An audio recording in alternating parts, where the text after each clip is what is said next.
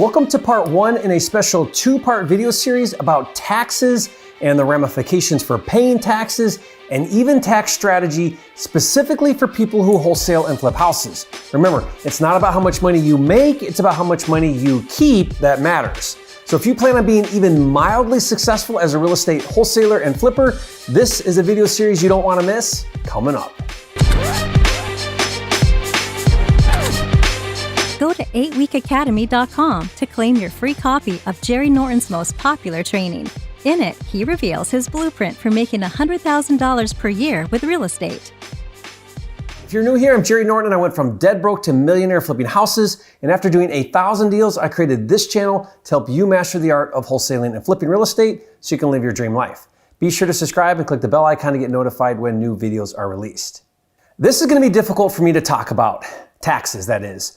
For the tax year 2020, I paid a combined total of $1.4 million in taxes, in income tax, $1.4 million.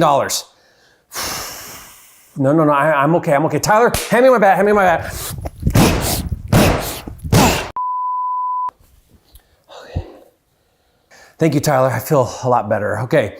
There's a lot I wanted to talk about to cover on this topic, and it's something for me that is front and center in my life and business. It's also something that you should be aware of, plan for, and strategize about in your own life and business. Now, since there was so much that I wanted to cover, I decided to create a two-part video series to really give this topic the justice it deserves, but I am by no means a tax expert. Now, you're going to learn my perspective and my views and my strategies, which may not necessarily be right for you or your family or your situation. Only you can decide that, so I highly recommend you seek competent legal professional advice before making financial decisions. Having said that, you come to my channel for advice on flipping, and so I'm going to give it to you unfiltered. One of the most common questions I'm asked is, how much should I set aside for taxes when I wholesale or flip a house? Now, maybe you've wondered that too. To properly answer that question, you have to understand the IRS tax system. So let me try to explain this. In its simplest form, I want you to think about the money you earn going into a big bucket. Now, the IRS is going to treat that money a little differently based on how it was earned. So, for example, money from a W-2 employment or interest, dividends, royalties, or self-employment, whether it's in the form of services, money, or property, is considered ordinary income and is taxed at the highest rate.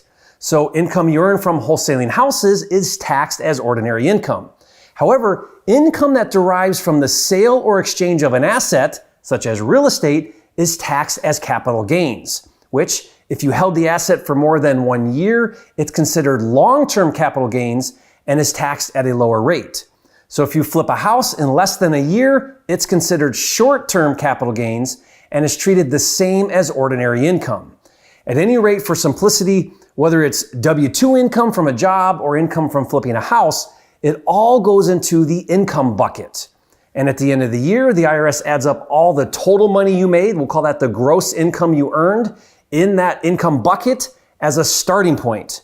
Now, for illustration purposes, let's say that your income bucket has a nice round amount of 100.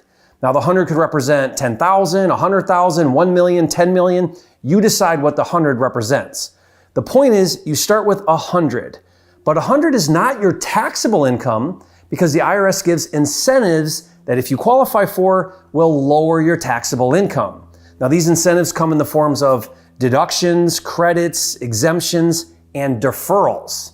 For example, the IRS allows you to deduct for all kinds of things like your mortgage interest as an incentive to buy a house, and you can deduct charitable contributions as an incentive to donate. You even get a deduction for each dependent that lives with you because the government feels sorry for how much that kid eats every week. And trust me, I know how much kids eat. I have 10 kids. And if you have an entity set up in the form of an LLC, an S Corp, or a C Corp, you can take advantage of specific business deductions, such as a home office, the car you drive, paying Jerry for advanced coaching and training, even business-related meals and entertainment, and so on. There are all kinds of deductions that you can qualify for depending on the entity structure. So make sure you have a good CPA to help you decide what's best for you. So let's say that all of those deductions come to 30. That means as far as the IRS is concerned, even though your gross income in your bucket started at 100, after legitimate legal deductions, you lowered your taxable income to 70. So now you owe taxes on 70 and not 100. But wait, that's not all. The IRS tax code allows you to defer taxes under certain circumstances for purchasing assets. I'll explain, but real estate offers some of the best tax deferments, which is why 80% of millionaires are involved in real estate in some form or another. Now, more on that later, but once you've maximized all of your qualifying deductions, you now owe federal and state, depending on your state, income tax, and it's not a level playing field. The US has a progressive tax system. Lower income individuals are taxed at lower rates, and higher income individual taxpayers are taxed at higher rates because those with higher incomes have a greater ability to pay more. That means as your taxable income goes up, you move into higher tax brackets. That's why there is no correct way to answer the question, if you flip a house, how much do you owe in taxes? It depends on your tax bracket. For example, if you wholesale a house for $10,000 and it's the only income that you report for the whole year, then after deductions, you probably aren't going to have to pay any taxes. If I wholesale a house for $10,000 and I'm in the highest tax bracket, I'm going to owe approximately half of that $10,000 in tax. Tyler, my bat.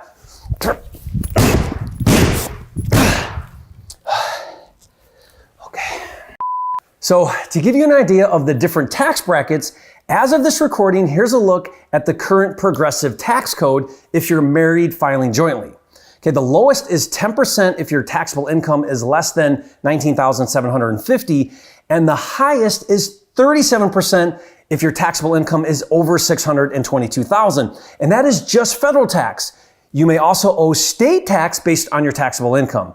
I live in Arizona, and Arizona just increased the wealth tax bracket to 9%, which of course I qualify for. So again, as you can see in this chart, the highest tax bracket is 37%, which I easily exceed, but the new Biden administration is stating that it's going to increase the top federal rate from 37% to 48%, which based on the way that they're currently writing policy, I'm convinced it's going to happen. So for me, that will put my combined federal and state taxable income rate at almost 60%. Tyler, why are you handing me my bat? I thought you would need it. No, I don't need my bat. I'm good. Thanks. And for you watching this right now, whether you're new in this journey, my hope and prayer for you is that you will not just be mildly successful, but wildly successful flipping houses. Now, I started in real estate dead broke, paycheck to paycheck, going nowhere in life, and I started wholesaling houses, and now 17 years later, my life has been completely transformed, and I want the same for you, which means at some point, I hope you're gonna be facing the same situation as me, where you're in the highest tax bracket, and that's why I'm sharing this video series with you, so that hopefully it's relevant to you. Now I'm gonna take a minute here and go on a little rant because, well, it's my channel and I can do what I want, but mostly because what I'm about to say is extremely significant to tax strategy, as you'll see why, so keep watching. Now, the idea of paying 60% in taxes is extremely discouraging. I mean, I'm really good at what I do, but I work hard, I create jobs, I improve the economy, and to do so, I put my neck on the line and I take huge risks. And for contributing to society and for contributing to the economy, I get penalized by the IRS. Not only is that ethically and morally wrong as far as I'm concerned, but it goes against the entire backbone of what this country was founded on, and that it has historically made this country the greatest country in the world. The privilege to reap what you sow, to keep what you earn. Take that away, and what's left? Now, don't get me wrong. I'm all for making money, and I'm all for paying taxes. I'd rather make money and pay taxes than not make money and not pay taxes. But come on, 60%? Are you freaking kidding me? Okay, I need my bat, Tyler.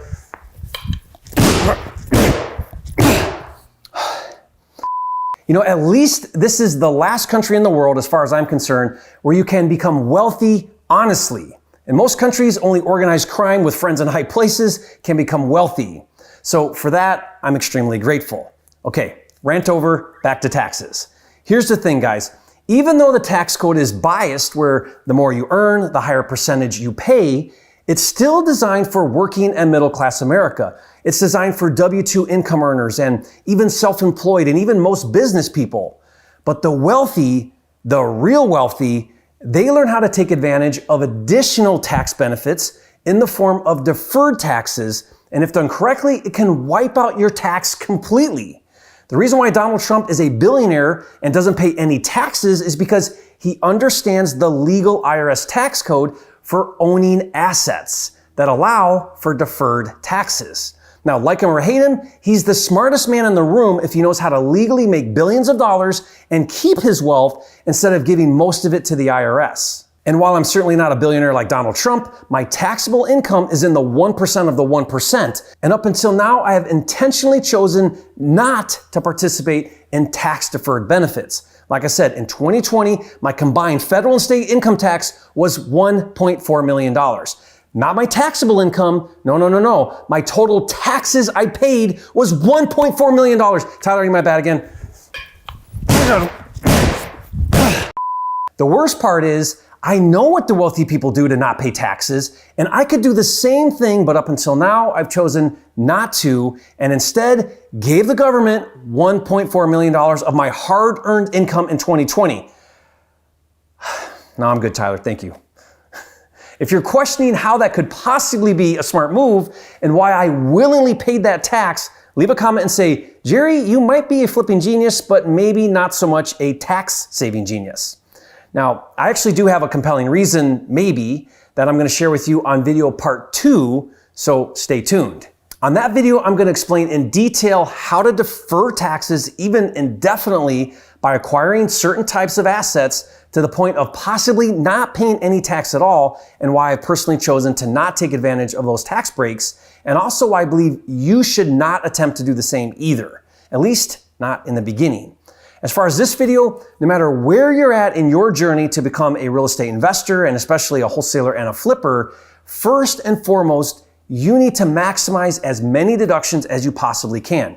If you don't have an entity set up, you need to do that as soon as possible. It's not mandatory to start doing deals, but as I've explained, you want to be able to create as many deductions as possible to lower your taxable income as you build your flipping business. And there's no reason to wait to set up your entity. I did a video where I show how to do it quickly and how to set up your entity for almost free, really cheap. So I'll put the link to that video in the description below and you can watch it later. And even better, I'll share with you my tax advisor. Now, he specializes in real estate investors, and if I were you, I would call his office, schedule a free consultation call. They'll assess your current financial situation and they'll advise you on the best next steps for you. Now, I'll put his contact info in the description box below as well. But in all honesty, tax strategy is step number 2 in your financial journey. Step number 1 is to learn how to make a crap load of money. So if you want to have all of the stress and worry about how to not pay 7 figures in taxes because you make so much freaking money, then check out my advanced mentor and partner program called Fast Track. Fast Track is how to first create a 6-figure income flipping houses and then a 7-figure income. So to learn more, I want to invite you to register for a free training to get all the details. Just go to fasttrackwithjerry.com for the next step. So again, be on the lookout for video part 2. I'll put that right there for you to watch once it comes out. And if you haven't yet, be sure to subscribe to my channel. This is the #1 channel on YouTube for all things wholesaling and flipping. And I'll see you on the next video.